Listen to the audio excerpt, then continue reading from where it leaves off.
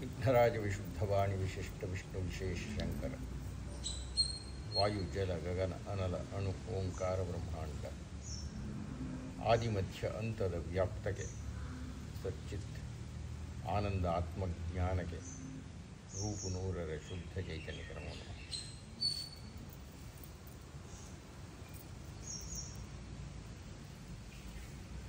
ಎಲ್ಲ ದೇವತೆಗಳನ್ನು ಪ್ರಾರ್ಥನೆ ಮಾಡಿದರೂ ನಿಮಗೇನೋ ಒಂದು ಫಲ ಸಿಗುತ್ತೆ. ಯಾವ ದೇವತೆಯನ್ನು ಪ್ರಾರ್ಥನೆ ಮಾಡಿದರೂ ಫಲ ಉಂಟು. ಆದರೆ ಒಂದೊಂದು ವಿಭಾಗಕ್ಕೆ ಒಂದೊಂದು ದೈವ. ನಿಮಗೆ ಸರ್ಕಾರದ ಕೆಲಸ ಆಗಬೇಕಾದ್ರೆ ಒಂದೊಂದು ವಿಭಾಗಕ್ಕೆ ಒಬ್ಬೊಬ್ಬ ಮಂತ್ರಿ ಇರ್ತಾರೆ. ಆ ಮಂತ್ರಿಯನ್ನು ಆಶ್ರಯಿಸಿದರೆ ತತ್ಸಂಬಂಧಿಯಾದ ಕೆಲಸ ಆಗುತ್ತೆ. ಶಾಲಾ ಕಾಲೇಜುಗಳಿಗೆ ಸಂಬಂಧಪಟ್ಟ ಹಾಗೆ ವಿದ್ಯಾ ಸಚಿವರನ್ನು ಆಶ್ರಯಿಸಬೇಕು. ಜಮೀನುಗಳಿಗೆ ಸಂಬಂಧಪಟ್ಟ ಹಾಗೆ ಕಂದಾಯದ ಸಚಿವರನ್ನು ಆಶ್ರಯಿಸಬೇಕು. ಹಣಕ್ಕೆ ಸಂಬಂಧಪಟ್ಟ ಹಾಗೆ ಅರ್ಥ ಸಚಿವರನ್ನು ಆಶ್ರಯಿಸಬೇಕು. ಇದು ಲೌಕಿಕ ಮರ್ಯಾದೆ. ಹಾಗೆಯೇ ದೈವವನ್ನು ಆಶ್ರಯಿಸಿ ನಿಮ್ಮ ಇಷ್ಟಗಳನ್ನು ತೀರಿಸಿಕೊಳ್ಳಿ ಅಂತ ಕೃಷ್ಣ ಹೇಳಿದರು. ವಾಸ್ತವ ಕೃಷ್ಣ ಹೇಳಲಿಲ್ಲ, ಅದನ್ನು ಪ್ರಜಾಪತಿ ಹೇಳಿದರು. ಸಹಯಜ್ಞಾ ಪ್ರಜಾ ಸೃಷ್ಟ್ವಾ ಪುರೋವಾಚ ಪ್ರಜಾಪತಿ. ಯಜ್ಞಗಳನ್ನು ಹಾಗೂ ಪುರುಷರನ್ನು ಮನುಷ್ಯರನ್ನು ಒಟ್ಟಿಗೆ ಹುಟ್ಟಿಸಿ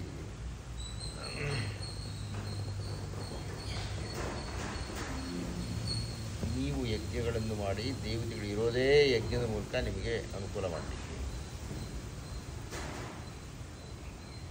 ಇಷ್ಟಾನ್ ಭೋಗಾನ್ ಹಿ ವೋ ದೇವಾಃ ದಾಸ್ಯಂತೆ ಯಜ್ಞಭಾವಿತಾಃ. ನಿಮಗೆ ಇಷ್ಟವಾದ ಭೋಗಗಳನ್ನು ಯಜ್ಞದ ಮೂಲಕ ತಗೊಳ್ಳಿ.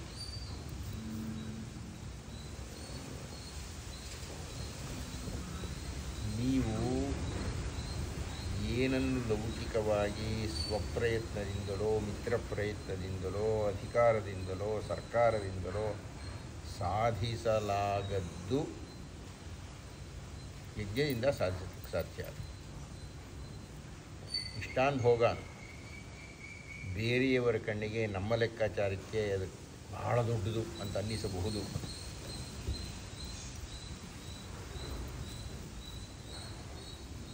ಮಂಜುನಾಥ ಶರ್ಮರು ಅಂತ ಒಬ್ಬರು, ನಿಮಗೆ ಗೊತ್ತಿರಬೇಕು, ಶೃಂಗೇರಿಯ ಬಹಳ ದೊಡ್ಡ ಜ್ಯೋತಿಷಿಗಳು, ಪಾಪರೆಡ್ಡಿ ಪಂಡಿತರಿದ್ದಾರೆ.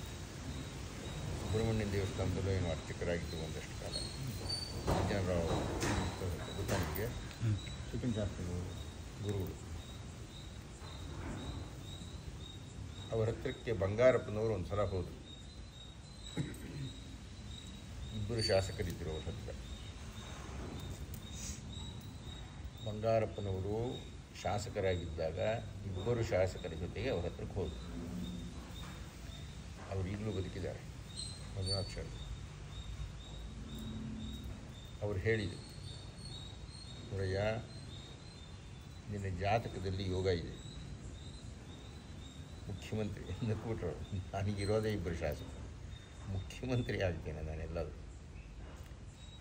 ಇಂಥ ಯಾಗವನ್ನು ಮಾಡು, ಆಗ್ತೀಯ. ಆಗಬಹುದು ಅನ್ನೋದು ಬೇರೆ.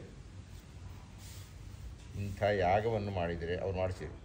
ಇಂಥ ಯಾಗವನ್ನು ಮಾಡಿದರೆ ಹೀಗಾಗುತ್ತೆ, ಆಗಬೇಕು. ಅದು ಯಾಜ್ಞಿಕರ ಶಕ್ತಿ. ಅವ್ರು ಹೇಳಿದರು. ಯಾರೂ ನಂಬಲಿಲ್ಲ, ಯಾರ್ಯಾರೂ ನಂಬಲಿಲ್ಲ. ಅವ್ರು ಮಾಡ್ತಿರು ಯಜ್ಞವನ್ನು. ಮುಖ್ಯಮಂತ್ರಿ ಆಗೇ ಬಿಟ್ಟು. ಅದು ಯಜ್ಞದ ಶಕ್ತಿ. ಬರಗಾಲ, ಬರಡಕಾಲ, ಕೆರೆ ಅಂಗಳವೆಲ್ಲ ಬಿರುಕು ಬಿಟ್ಬಿಟ್ಟಿದೆ. ಇಂಥ ಸಂದರ್ಭದಲ್ಲಿ ಕಡೂರಿನಲ್ಲಿ ನಡೆದ ಘಟನೆ. ಶ್ರೀ ಚಂದ್ರಶೇಖರ ಭಾರತಿ ಮಹಾಸ್ವಾಮಿಗಳ ಹತ್ರಕ್ಕೆ ಹೋಗಿರಲ್ಲ, ಮಹಾಕ್ಷಾಮ ಆಗಿಬಿಟ್ಟಿದೆ ಅಂತ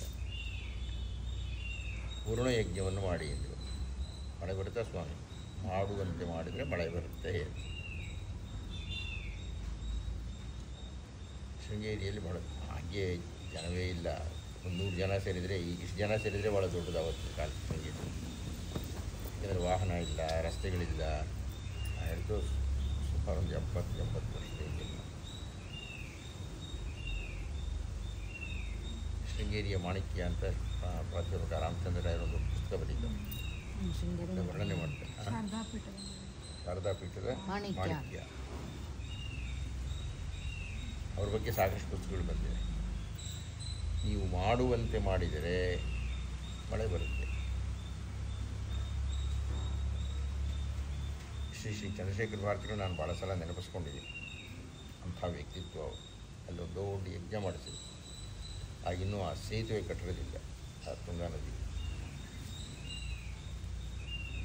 ಏನು ಬಿಸಿಲು ಬಿಸಿಲು ಬಿಸಿಲು, ರಣ ಬಿಸಿಲು ಜಾಗ ನಡೀತಾ ಇದೆ.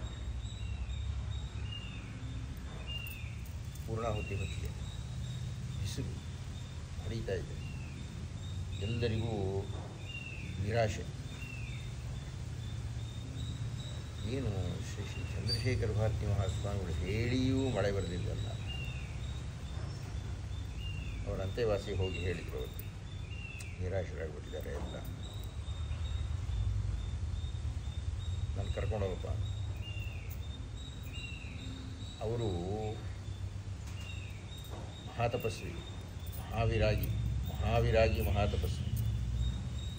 ಬಹುಶಃ ಅಂಥವರು ಬರಲೇ ಇಲ್ಲ. ಆಮೇಲೆ ಅದು ಹಿಂದೂ ಇಲ್ಲ.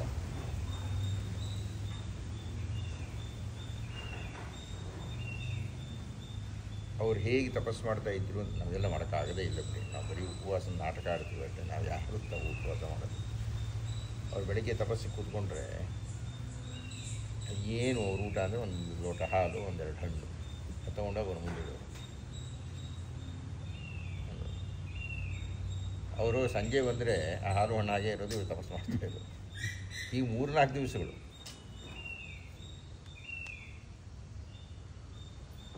ನಾವು ಯಾರಾದರೂ ಶಾಸಕ ಬಂದರೆ ಸಾಕು, ಓಡೋಗ್ಬಿಡ್ತೀವಿ ಸ್ವಾಮಿಗಳಾಗಿ. ಅವನಿಗೆ ಹೋದ್ರೆ ಅರ್ಥ ಇದೆ. ಆದರೆ ಸ್ವಾಮಿಗಳು ಅವರನ್ನು ಆಶ್ರಯಿಸಿ, ಸ್ವಾಮಿಗಳು ತಮ್ಮ ಮಠಕ್ಕೆ ಏನೋ ಆಗಬೇಕು, ಇಷ್ಟು ಕೋಟಿ ಬೇಕು, ಅಷ್ಟು ಕೋಟಿ ಬೇಕು ಅಂತಂದರೆ ದೇವೇಗೌಡರು ಹೇಳಿದ್ದು ಒಂದು ಸಲ ದೊಡ್ಡ ಸಭೆಯಲ್ಲಿ ಹೇಳಿದ್ದು. ನಾನು ಪ್ರಧಾನಮಂತ್ರಿಯಾಗಿದ್ದಾಗ, ನನ್ನ ಮಗ ಕುಮಾರಸ್ವಾಮಿ ಮುಖ್ಯಮಂತ್ರಿಯಾಗಿದ್ದಾಗ ಸರ್ಕಾರದ ಹಣವನ್ನು ಕೊಡದೇ ಇರೋ ಮಠವೇ ಇಲ್ಲ, ಕೇಳದೇ ಇರೋ ಸ್ವಾಮಿಗಳೇ ಇಲ್ಲ. ಒಬ್ಬರೇ ಒಬ್ಬರು ಕೇಳಿದ, ಅದು ಶೃಂಗೇರಿ ಸ್ವಾಮಿ.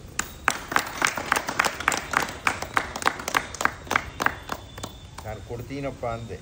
ಸ್ವಾಮಿಗಳು ಹೇಳಿದರು, ಶಾರದಮ್ಮ ಕೊಡ್ತಾಳೆ. ಅದು ಶೃಂಗೇರಿ ಸ್ವಾಮಿಗಳ ಶಕ್ತಿ. ಆ ಮಂತ್ರಶಕ್ತಿ ಇದೆ, ಅವರಿಗೆ ಈಗಲೂ ಇದೆ. ಶ್ರೀ ಚಂದ್ರಶೇಖರ ಭಾರತಿ ಮಹಾಸ್ವಾಮಿಗಳು ಅವರಲ್ಲಿ ಅಗ್ರಗಣ್ಯರು, ಮಹಾತಪಸ್ವಿ. ಶಾಸಕ ಅಂತ ಯಾತಕ್ಕೆ ಹೇಳಿದೆ ಅಂದರೆ, ರಾಷ್ಟ್ರಪತಿಗಳು ಬಂದರು ನೋಡೋದು. ಇವರು ತಪಸ್ಸು ಮಾಡ್ತಾಯಿದ್ದೆ. ಇರಲಿ ನಾವು ಹೋಗ್ಬೇಕಂತೆ, ಹೋಗಲಿ. ಶಾರದಮ್ಮ ಮುಂದೆ ಯಾವ ರಾಷ್ಟ್ರಪತಿ ಅಂದ್ಬಿಟ್ರು. ಹಾಗೆ ಯಾರಿಂದ ಏನಾಗಬೇಕಾಗಿಲ್ಲ. ನನಗೆ ಶಾರದಮ್ಮ ಇರ್ಬೇಕಾದ್ರೆ ಯಾರೇನು ಮಾಡಬೇಕಾಗಿದೆ. ಅಂತಹ ನಿಗ್ರಹಾನುಗ್ರಹ ಮಹಾಸಮರ್ಥರು ಶ್ರೀ ಚಂದ್ರಶೇಖರ ಭಾರತಿ ಮಹಾಸ್ವಾಮಿ.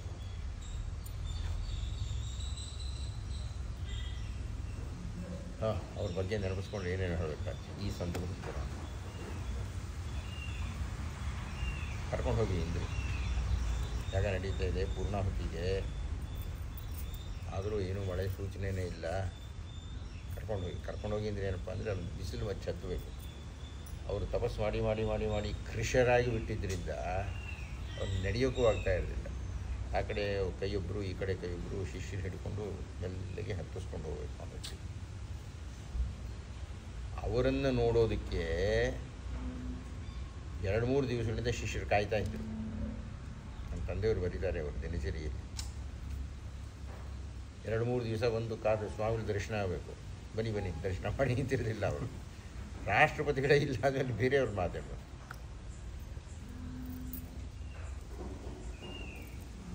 ಅವರು ಯಾವಾಗ ಇವೆಲ್ಲ ನಾವು ಓದಿದ್ವಿ, ಋಷಿಗಳು ಬಹಿರ್ಮುಖರಾಗ್ತಾರೆ. ಹಾಗೆ ನಿಜವಾಗಿಯೂ ಬಹಿರ್ಮುಖರಾಗಿ ದರ್ಶನ ಕೊಡ್ತಾ ಇದ್ದಿದ್ದು ಶ್ರೀ ಚಂದ್ರಶೇಖರ ಭಾರತಿಗಳು. 3 ದಿವಸಕ್ಕೋ 4 ದಿವಸಕ್ಕೋ 5 ದಿವಸಕ್ಕೋ ಒಂದು ಸಲ, ಅಂದರೆ ಅಷ್ಟು ದಿವಸ ಏನೂ ಇಲ್ಲ, ಹಾಗೇ ಇರ್ತಾಯಿದ್ರು. ಅಲ್ಲಿ ಬಿಸಿಲು ಮಚ್ಚಿಗೆ ಹೋದರೆ ಜನರು ಕಾಯ್ತಾ ಇರೋರು.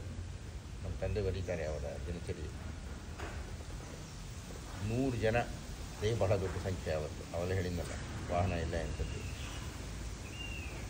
100 ಜನ ಅಲ್ಲಿ ಕಾಯ್ತಾ ಇದ್ದವ್ರು ಬಂದರೆ ಅವ್ರು ಬಂದು ಬರೀ ಮೂಳೆ ಕೈದಲ್ಲಿ, ಮಾಂಸವೇ ಇಲ್ಲ. ಅದನ್ನೆಲ್ಲ ಶಿಷ್ಯರಿಗೆ ಹಿಡಿದು ಇಟ್ಕೋಬೇಕು ಹೀಗನ್ನೋದು. ದಕ್ಷಿಣಾಮೂರ್ತಿಗಳಿಗೆ ಆ ಮಾತು ಉಂಟು. ಮನಸ್ಸಿನಲ್ಲಿ ಏನೇನು ಸಂದೇಹಗಳು ಇವೆಯೋ ಆ 100 ಜನ ಬಂದಲ್ಲಿದ್ದರೆ ಆ 100 ಜನರು ಏನನ್ನು ಪ್ರಾರ್ಥನೆ ಮಾಡಿ ಮನಸ್ಸಿನಲ್ಲಿ ಅಂದ್ಕೊಳ್ತಾ ಇದ್ರು ಬನ್ನಿ. 100 ಜನರು, ಅದೇ ದೊಡ್ಡ ಸಂಖ್ಯೆ ಅಂತ ಹೇಳಿದೆ ಅವತ್ತು. 100 ಜನರು ಬಂದು ಮನಸ್ಸಿನಲ್ಲಿ ಏನನ್ನು ಪ್ರಾರ್ಥನೆ ಮಾಡಿಕೊಳ್ತಾ ಇದ್ದರೋ ಅವರೊಂದು ಸಲ ಹೀಗಂದರೆ 100 ಜನಕ್ಕೂ ಆಗ್ಬಿಡೋದು.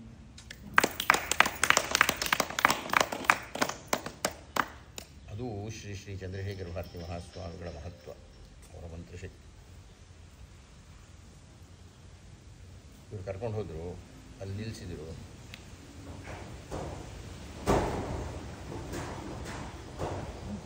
ಹೀಗೆ ಆಕಾಶದ ಕಡೆ ನೋಡಿ ಬೆರಳನ್ನ ಹೀಗೆ ಆಡಿಸಿದರು. ತಕ್ಷಣ ಮೋಡಗಳು ಬಂದು ಮಳೆ ಸುರಿದು ಯಜ್ಞ ನಿಂತು ನೀರು ಹರಿಯೋದಕ್ಕೆ ಶುರುವಾಗಿ ಏನು ಋತುಜರೆಲ್ಲ ಕುಣಿಯೋಕ್ಕೆ ಶುರು ಮಾಡಿದ್ರು.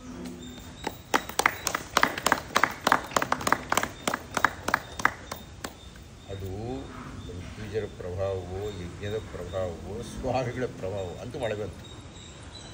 ಕಡೂರಿನ ಇತಿಹಾಸದಲ್ಲಿ ಬಹಳ ದೊಡ್ಡದಾಗಿ ದಾಖಲಾಯಿತು. 8 ವರ್ಷಗಳ ಕ್ಷಾಮ ನೀರು.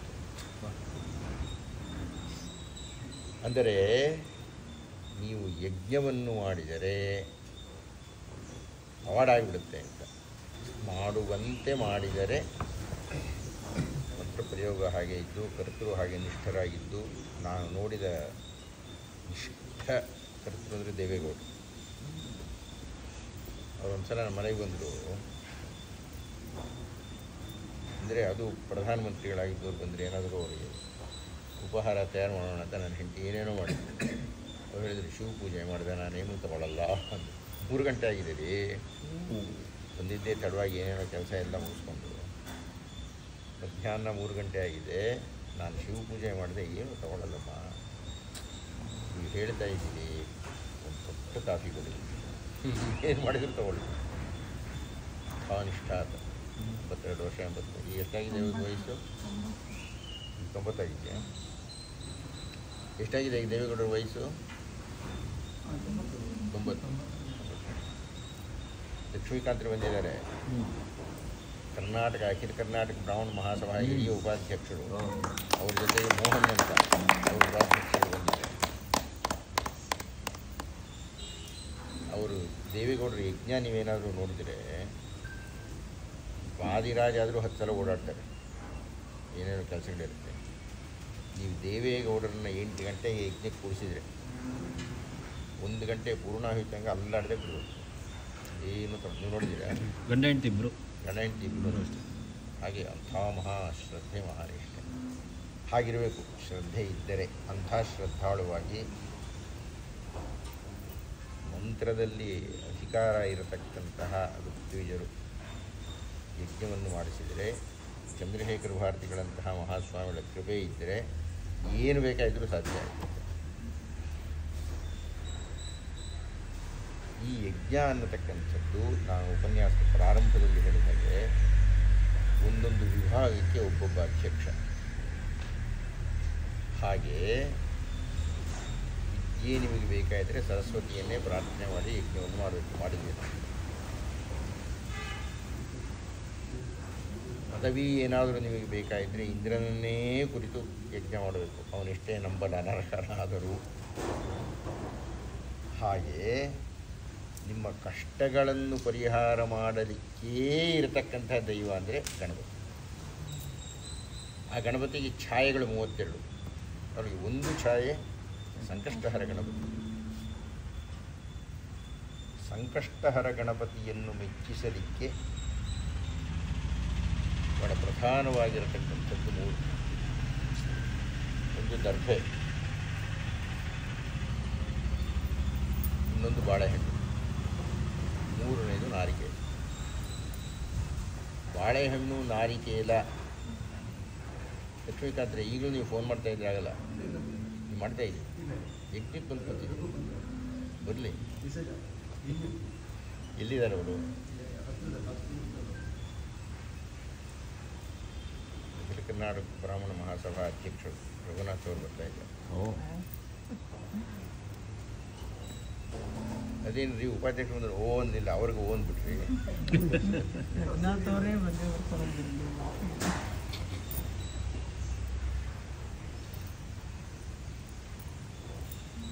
ಗಣಪತಿ ಇದು 3 ವಿಶೇಷವಾಗಿರತಕ್ಕಂಥ ಅಪೇಕ್ಷೆಗಳು.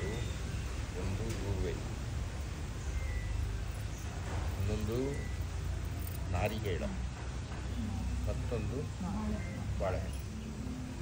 ಈ ಮೂರಕ್ಕೂ 3 ವಿಶೇಷವಾಗಿರ್ತಕ್ಕಂಥ ಅರ್ಥ ಕಾರಣ ಇವು. ದರ್ಭೆ, ದರ್ಭೆ ಅಲ್ಲ, ದೂರ್ವೆ. ವಯಸ್ಸಾಗೋಯ್ತಂತೆ ಎಲ್ಲ ದೂರ ಹೇಳಿದ್ರಿ. ಮೊನ್ನೆ ಏನೋ ಹಾಗೆ ತಪ್ಪು ಹೇಳಿದ್ದೆ. ತ್ರಿಪುರ ಅನ್ನೋದಿಲ್ಲ, ತಾರಕ. ದೂರ್ವೆ, ಗರಿಕೆ ಅಂತ ಹುಲ್ಲು, ಭಾಳ ಅಲಕ್ಷ್ಯವಾಗಿರ್ತಕ್ಕಂಥ ಹುಲ್ಲು. ಅದು ಕೊಡಪ್ಪ ಅಂತಾನೆ. ಯಮಧರ್ಮರಾಯನಿಗೆ ತಿಲೋತ್ತಮೆಯ ಸಂಘದಲ್ಲಿ ಒಬ್ಬ ರಾಕ್ಷಸ ಹುಡ್ತಾನೆ, ಅನಲಾಸುರ ಅಂತ. ಅನಲಾಸುರ ಎಲ್ಲರನ್ನೂ ಭಯಪಡಿಸ್ತಾ ಇದ್ದಾಗ ಎಲ್ಲರೂ ವಿಷ್ಣುವಿನ ಹತ್ತಿರಕ್ಕೆ ಹೋಗ್ತಾರೆ. ವಿಷ್ಣು ಎಲ್ಲರನ್ನೂ ಕರ್ಕೊಂಡು ಗಜಾನನ ಹತ್ತಿರಕ್ಕೆ ಬರ್ತಾರೆ. ಆತ ಹೇಳ್ತಾನೆ, ನಾನನ್ನು ಕರ್ಕೊಂಡೋಗಿ ಅವನು ನಿಲ್ಲಿಸಿ. ಗಣಪತಿಯನ್ನು ಅನಲಾಸುರನ ಮುಂದೆ ನಿಲ್ಲಿಸಿದಾಗ ಅನಲಾಸುರ ನುಂಗ್ಲಿಕ್ಕೆ ಬರ್ತಾನೆ. ಗಣಪತಿ ಆತನ ನುಂಗ್ತಾನೆ. ಹಾಗೆ ನುಂಗಿದ್ದು ಹೊಟ್ಟೆಯೊಳಕ್ಕೆ ಹೋದರೆ ಲೋಕಗಳಿಗೆ ತೊಂದರೆ ಆಗುತ್ತೆ ಅಂತೇಳಿ ಗಂಟಲಿನಲ್ಲಿ ನಿಲ್ಲಿಸ್ತಾನೆ. ಅನಲಾಸುರ ಹೆಸರೇ ಬೆಂಕಿ, ಅದು ಸುಡಲಿಕ್ಕೆ ಶುರುವಾಗುತ್ತೆ. ಅವನನ್ನು ತಂಪು ಮಾಡಬೇಕು ಅಂಥೇಳಿ ದೇವತೆಗಳೆಲ್ಲ ಪ್ರಯತ್ನ ಪಡ್ತಾರೆ. ದೇವೇಂದ್ರ ಚಂದ್ರನನ್ನು ಕೊಡ್ತಾನೆ, ತಂಪಾಗುತ್ತೆ, ಶೀತಲ ಕಿರಣ ಅಂತ. ಆತ ತಲೆಯಲ್ಲಿ ಧರಿಸಿ ಬಾಲಚಂದ್ರ ಅಂತ ಆಗ್ತಾನೆ. ಹೀಗೆ ಒಬ್ಬೊಬ್ಬ ದೇವತೆಗಳು ಒಂದೊಂದನ್ನು ಕೊಡ್ತಾನೆ. ನಾಗವರ್ಣ ಆಗ್ತಾನೆ, ಕಮಲಪಾಣಿ ಆಗ್ತಾನೆ, ಇತ್ಯಾದಿ ಇತ್ಯಾದಿ. ಯಾರು ಏನನ್ನು ಕೊಟ್ಟರೂ ಗಣಪತಿಗೆ ಶಾಂತಿಯಾಗುವುದಿಲ್ಲ. ಆಗ 88,000 ಮುನಿಗಳು ಒಬ್ಬೊಬ್ಬರು 21 ದೂರ್ವೆಯನ್ನು ಹಿಡ್ಕೊಂಡು ಬರ್ತಾರೆ. ನೀವು ಗಕಾರ ಗಣಪತಿ ದಿವಸ ದೂರ್ವೆಯಲ್ಲಿ ಪೂಜೆ ಮಾಡಿ ಅಂತ ಹೇಳಿದ್ದೀನಿ. 88,000 ಋಷಿಗಳು ಪ್ರತಿಯೊಬ್ಬರು 21 ದೂರ್ವೆಯ ಸಹಿತ ಬಂದು ಅದನ್ನು ಗಣಪತಿ ತಲೆ ಮೇಲಿರ್ತಾರೆ. ಶಾಂತ. ಆವತ್ತು ಗಣಪತಿ ಹೇಳ್ತಾನೆ, ನನಗೆ ಅತ್ಯಂತ ಪ್ರಿಯವಾದದ್ದು ನೀವು ಗೊತ್ತು, ಪತ್ರಂ ಪುಷ್ಪಂ ಫಲಂ ತೋಯಂ ಯೋಮೇ ಭಕ್ತ್ಯಾ ಪ್ರಯಚ್ಛತಿ ತದಹಂ ಭಕ್ತಿ ಪ್ರಕೃತಂ ಅಶ್ನಾಮಿದ್ರೆ ಚಿಂತಿಲ್ಲ. ಭಕ್ತನಾಗಿರತಕ್ಕಂಥವನು ಎಲ್ಲದಕ್ಕಿಂತ ಮೊಟ್ಟ ಮೊದಲು ಕೊಡಬೇಕಾಗಿರ್ತಕ್ಕಂಥದ್ದು ಪತ್ರ. ವಿಷ್ಣುವಿಗೆ ತುಳಸಿ, ಶಿವನಿಗೆ ಬಿಲ್ವಪತ್ರೆ, ಹಾಗೆ ಗಣಪತಿಗೆ ಅದನ್ನು ಕೊಟ್ಟರೆ ನನಗೆ ಭಾಳ ಸಂತೋಷ ಆಗುತ್ತೆ. ದೂರ್ವಾಭಾರವನ್ನು, ದೂರ್ವಾ ಪೂಜೆಯನ್ನು ಯಾರು ಮಾಡುತ್ತಾರೆಯೋ ಗಣಪತಿ ಇನ್ಯಾವುದೂ ಪ್ರಧಾನ ಅಲ್ಲ, ದೂರ್ವಾ ಪೂಜೆಯೇ ಪ್ರಧಾನವಾಗಿರ್ತಕ್ಕಂಥದ್ದು. ಅದನ್ನೇ ನೀವು ಮಾಡಲಿರ್ತಕ್ಕಂಥದ್ದು ಗಕಾರ ಗಣಪತಿ ದಿವಸ. ಅದು ಗಣಪತಿ ಅಪೇಕ್ಷೆ ಪಟ್ಟು ತೆಗೆದುಕೊಳ್ಳತಕ್ಕಂಥದ್ದು. ಇನ್ನು ತೆಂಗಿನಕಾಯಿ, ನಾರಿಕೇಲ ಮತ್ತು ರಂಭಾಫಲ, ತೆಂಗಿನಕಾಯಿ ಮತ್ತು ಬಾಳೆಹಣ್ಣು. ಯಾಕೆ? ತೆಂಗಿನಕಾಯಿ ಅಲ್ಲಿಂದ ಯಾವ ದೇವತೆಗೆ ನೀವು ಅರ್ಚನೆ ಮಾಡಿದರೂ ತೆಂಗಿನಕಾಯಿ ಬಾಳೆಹಣ್ಣು ಕೊಡ್ತೀವಿ ನಾವು ಸಾಮಾನ್ಯವಾಗಿ. ಯಾಕೆ? ಗಣಪತಿಗೆ ಮಹಾಯಜ್ಞ ಅಷ್ಟದ್ರವ್ಯಗಳಲ್ಲಿ ಅದು 2 ಉಂಟು. ಯಾಕೆ? ಏಕೆ ಅಂದರೆ ದಯವಿಟ್ಟು ಕೇಳಿಸ್ಕೊಳ್ಳಿ, ಬೇರೆ ಯಾವುದೇ ಹಣ್ಣು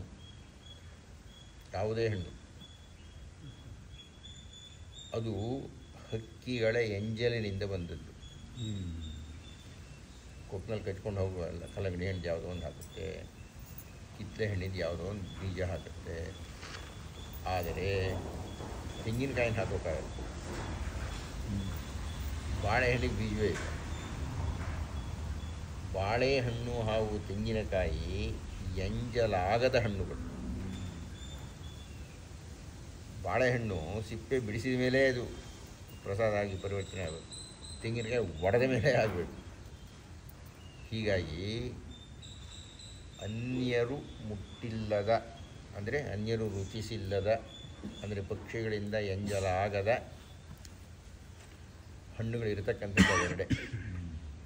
ಆ ಎರಡೂ ಅಷ್ಟದ್ರವ್ಯಗಳಲ್ಲಿ ಸೇರಿ ಗಣಪತಿಗೆ ಅತ್ಯಂತ ಪ್ರಿಯವಾಗಿರತಕ್ಕಂತಹ ಪ್ರಸಾದ ಅಂತ. ಯಾರಿಗೆ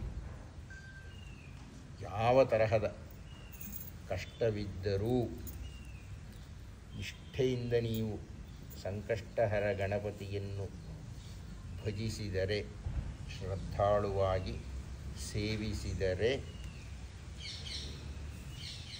ಅವರ ಕಷ್ಟ ಪರಿಹಾರ ಆಗುತ್ತೆ. ಬರೀ ಎಲ್ಲದಕ್ಕೂ ಹೇಳಿದಾಗ ಹೇಳೋದಲ್ಲ ಅದು. ಸಂಕಷ್ಟಹರ ಗಣಪತಿಯ ಮಹಾ ವಿಶೇಷ ಉಂಟದು. ಮಾಡುವುದು ಬಹಳ ಸುಲಭ, ಶುರು ಮಾಡಿದ ಮೇಲೆ ನಿಲ್ಲಿಸೋ ಹಾಗಿಲ್ಲ. ಭಾಳ ಜನ ವ್ರತ ಮಾಡೋಣ ಅಂತ ಯಾರೋ ನೆನ್ನೆಯಿಂದ ಒಂದು 2-3 ಜನ ಕೇಳಿದ್ದಾರೆ ನನ್ನನ್ನು. ಭಾಳ ಜನಕ್ಕೆ ಗೊಂದಲ ಇದೆ. ಮತ್ತೆ ನೀನು ಹೇಳಬೇಕಾದ್ದು, ಯಾರು ಕೇಳಿದ್ರು ವ್ರತವನ್ನು ಈ ಹೊತ್ತು ಶುರು ಮಾಡಿದರೆ ಸಾಯೋ ತನಕ ಬಿಡಬಾರ್ದು. ಸುಮ್ಮನೆ ಎಲ್ಲರೂ ಮಾಡ್ತಾರೆ ನಾವು ಮಾಡಿಬಿಡೋಣ ಅಂತ ಮಾಡೋದಲ್ಲ. ವ್ರತ ಮಾಡುವುದಾದರೆ ಅದನ್ನೇನಾದರೂ ವ್ರತ ಈ ಹೊತ್ತು ಹಿಡಿದರೆ ಅದು ನಿಲ್ಲಿಸುವಂತಿಲ್ಲ, ಪ್ರತಿ ತಿಂಗಳು ಮಾಡಬೇಕು. ನೀವು ಮಾಡ್ತೀನಿ ತಪ್ಕೊಂಡಿದ್ದೀರಿ. ಹೌದು. ಈಗಿರೋ ಎಲ್ಲರೂ ಮಾಡೋರ, ಮಾಡದೆ ಇರೋರ ಕೈ ಎತ್ತಿ. ಸರಿ, ಯಾರು ಮಾಡುತ್ತಾರೆ ಸಂಕಷ್ಟಹರ ಗಣಪತಿ ವ್ರತವನ್ನು, ಯಾವುದಾದ್ರೂ ಒಂದು ಉದ್ದೇಶವನ್ನು ಇಟ್ಟುಕೊಂಡು ವ್ರತವನ್ನು ಮಾಡಿದರೆ ಅದು ಈಡೇರುತ್ತೆ. ಅದೆಂಥ, ನಾನು ಹೇಳಿದೆ, ನನ್ನ ಸ್ವಾನುಭವವೂ ಹೌದು. ನಾನು ಯಾರ್ಯಾರಿಗೆ ಹೇಳಿದ್ದೀನೋ ಅವರೆಲ್ಲ ಅದನ್ನು ಮಾಡಿ ಅದರ ಫಲವನ್ನು ಅನುಭವಿಸುತ್ತಾರೆ. ಅಂತೂ ಸಂಕಷ್ಟಹರ ಗಣಪತಿ ವ್ರತವನ್ನು ಯಾರು ಅನುಷ್ಠಾನಕ್ಕೆ ತಂದುಕೊಳ್ಳುತ್ತಾರೆಯೋ, ನಾನಾಗಲೇ ಹೇಳಿದೆ, ಒಂದೊಂದು ದೇವತೆಗೆ ಒಂದೊಂದು ಶಕ್ತಿ ಉಂಟು ಅಂತಂತ ನಿವಾರಣೆ ಮಾಡಲಿಕ್ಕೆ. ಹಣ ಕೊಡಲಿಕ್ಕೆ ಲಕ್ಷ್ಮೀ, ವಿದ್ಯೆ ಕೊಡಲಿಕ್ಕೆ ಸರಸ್ವತಿ, ಆ ರೀತಿ. ಹಾಗೆ ಕಷ್ಟಗಳನ್ನು ಪರಿಹಾರ ಮಾಡಲಿಕ್ಕೆ ಇರತಕ್ಕಂಥ ದೈವ ಅಂದರೆ ಗಣಪತಿ. ಅದರಲ್ಲಿಯೂ 32 ಗಣಪತಿಗಳಲ್ಲಿ ಸಂಕಷ್ಟಹರ ಗಣಪತಿ, 32 ಗಣಪತಿಗಳಲ್ಲಿ ಕೊನೆಯ ಗಣಪತಿ ಅಂದರೆ ಸಂಕಷ್ಟಹರ ಗಣಪತಿ. ಅಂತಹ ಗಣಪತಿಯ ಯಜ್ಞ ಇನ್ನೇನು ನೀವು ಉಪಾಹಾರವನ್ನು ತಗೊಂಡು ಬಂದ ಮೇಲೆ ಆಗುತ್ತೆ. ವ್ರತ ಮಾಡುವವರೆಲ್ಲ ರಸಾಯನವನ್ನು ತಗೊಳ್ಳಿ, ವ್ರತ ಮಾಡದೇ ಇರುವವರೆಲ್ಲ ಕೇಸರಿಬಾತು ಉಪ್ಪಿಟ್ಟು ತಗೊಳ್ಳಿ. ಲಕ್ಷ್ಮೀಕಾಂತ ಏನು ತಗೊಳ್ತೀರಿ?